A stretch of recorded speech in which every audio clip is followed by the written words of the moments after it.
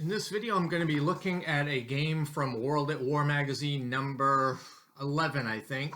It's called Afrikakorps Decision in the Desert, 1941 and 1942, designed by Joseph Miranda. And if you're familiar with some of the S&T games, for example, this uses a version of the boots system, which is short for They Died with Their Boots On. So this is pretty much a game that goes through monthly terms. The units are pretty much regiments, sometimes a battalion, but mostly regiments. And the way it operates, it models supply by rolling on a supply table that gives you randomness, but it's kind of weighted by, you know, the supply situation in North Africa, which, especially for the Axis, wasn't always that good. So that's kind of how you get supply, and supply is used for a bunch of different things, but one is they are expended to buy activation chits for different formations. So if you have a lot of supply and spend all of them, you'll end up being able to activate all your formations, right? But you don't have enough supply to do that. So you really have to pick and choose, and it keeps formation integrity, although the formations, generally speaking, are corps or camp group type units. There is some activations at higher levels, like Rommel has an activation marker, and there's some, Afrikakorps markers too. So some Rommel is received free each turn by the Axis, so that gives them a little bit of an advantage. Also, there's an air system in the game. Air can be used for interdiction. Air can also be used for ground support. And there is a special unit that sometimes you can have for aerial resupply. It doesn't come up very often, but for these air units to operate, you need to have a supply depot that has been turned to its stationary side, and that substitutes as an air base. And depending on whether it's tactical or strategic, the air unit can fly out a certain number of hexes from that supply depot, that supply base, to participate in the combat. So you just draw, at the beginning of the turn, everybody's planning, you spend your supply, buy chits for activation, and you randomly select activation chits, and whichever chit is drawn, that's the formation that activates. So there's some randomness to that as well. There are also two combat tables. There's an assault combat table and a mobile table. The assault one actually has more potential for bloodbaths, which both sides get whacked. Mobile allows a lot more flexibility, escapability for the attacker in particular. There's an air combat table and things such as that. So that's pretty much how this game goes. I'm going to go through a quick overview of a replay that I did on the short scenario. This is like March 1941 through November 1941, and we'll see how it goes. I'll take you down to the table. Okay, so we're in March of 1941 in North Africa. There's basically special rules on the first turn, and pretty much only the Rommel chit is activated. So the Axis sets up some of their reinforcement, but during the Rommel activation, you see what happens here in this first picture. You've got Dak with Rommel going against a armored brigade of the 13th Corps. And what ends up happening in this attack here is the British armor unit is destroyed, and Dak is able to get a pursuit because of the result, and they head off the left side of this picture up going toward Benghazi. You also see in the same picture, you've got some Italian units from the 20th and the 21st Corps near Mursa Brega, and they're on the coastal road as well as the track. The 13th Corps also has a special group brigade that is assigned in that little village at that kind of important crossroads there that are kind of out of reach at the moment. Their job's going to be to hold on. On turn 2, the Axis was able to land some reinforcements in Tripoli. They don't have any ports on the map yet, so units are going to be in Tripoli and have to make their way either by naval movement when we get some ports, or they're going to have to move overland, which is a long ride. Anyway, during the activation, DAC was able to activate and capture Benghazi. There was really nobody there, so it was an easy way to get a port. That's going to help out the German Axis cause a little bit. And in the picture here, you see DAC is moving in with some air support, some ground support against the 3rd Indian Brigade there in Machili. This is another important crossroads that kind of serves as a headquarter location. So this is en route to clearing the way toward Tobruk, which is the real objective here. On turn 3, which is May of 1941, the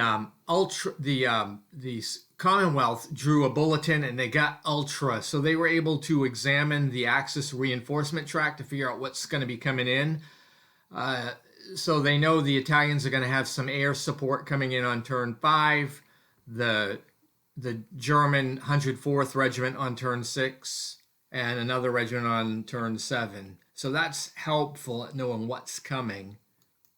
In this photo, you will notice that the Commonwealth is in Tobruk at the bottom left, and they have a fortified box there. And you can see elements of DAC is on the outskirts here, trying to get into a better position. And also you've got other elements of DAC down near Fort Capuzzo and the port at Bardia, which is covered by a couple of brigades from the 13th Corps. Anyway, DAC has some air support there, which is helping to attack at Bardia, and ends up in May of 41, Bardia ends up falling to the Axis. Now they have 2 ports. On turn 4, which is June of 41, the bad thing for the Allies is that they had to withdraw 4 units. These units are sent into other theaters that are needed, so that was really unfortunate for them. In this next picture, you see the caption shows DAC has captured Bardia, and this is an advantage. I've got a very strong position there down near Halfaya Pass. You also see some Italian air support down there. And then in the next picture, this is still June of 41, you have a massive attack by DAC against the Commonwealth defensive position, which is fortified in Tobruk. And the Luftwaffe is fully supporting here, and they're based off from that supply unit, which is an air base. And you've got some elements of the 21st Corps of the Italians in Bir El Gubi. The result is the attacker has to withdraw, so the attack didn't go exactly the way Rommel wanted it to. So as of June 41, Tobruk is still in the hands of the Commonwealth. In July of 1941, the Commonwealth was able to get the 13th Corps to launch another attack, this time trying to strike the DAC forces in Bardia, and this is successful. And the 13th Corps is able to drive the DAC units out, and they capture Bardia again. So this takes support away from the Germans. However, as shown in the next picture, Rommel has redoubled his efforts at Tobruk with the DAC forces plus some heavy air support from the Luftwaffe, and this time the Commonwealth forces surrender, and Tobruk falls to the Axis. You'll also notice that the Italians have units in Bir El Gubi. They've got supply set up at Knight's Bridge, and a strong Italian force from the 21st Corps coming in from the west. On turn 6, we go to August of 1941, and the Italians are holding El Adem. The Pavia holds Knight's Bridge. The Savonia has Bir Hashim.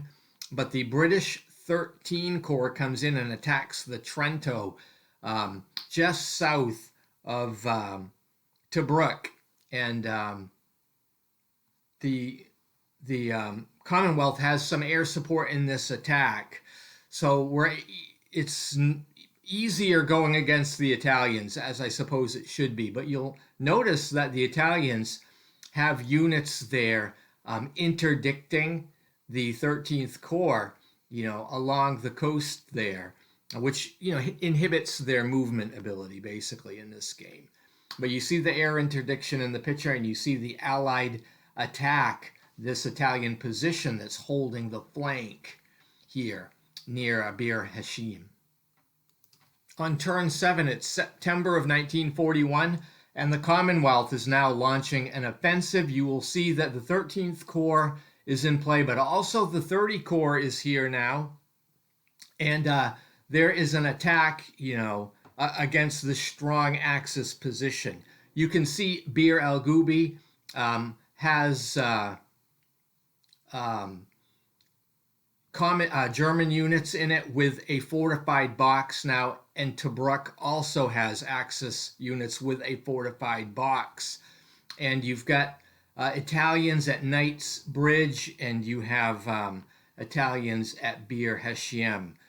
So the Commonwealth is pushing hard here to take these locations back to set up a position to retake Tobruk. After these attacks, you're seeing what has happened, how the Commonwealth has really been successful against the Italians. Part of the Pavia has moved back to Gazala, and you can see the Axis units are falling back toward Tengadar as well as toward Machili at the bottom of the picture.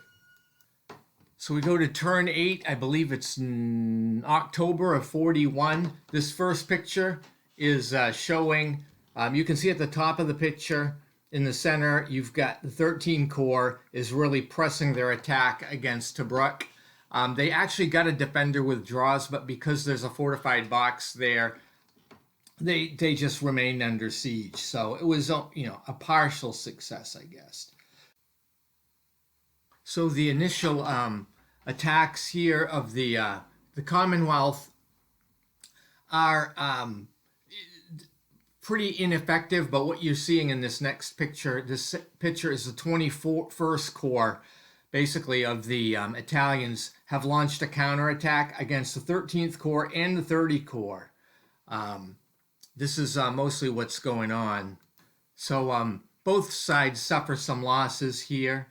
And then in this last picture, you're seeing how the 13th Corps has Dak isolated and pretty much contained the southern flank here. You'll notice that Dak does still have a presence in Gazala with a number of units from the 21st Corps of the Italians that are holding the tracks around the area of Machili. So it's pretty much a stalemate here right now. You can see in the picture for turn 9 that the 13 Corps did launch an attack against the forces at Gazala, but this basically was ineffective. The Commonwealth has pretty much given up at this stage on trying to get Tobruk. Now, it's November of 1941. They don't have the air support really to get in there effectively.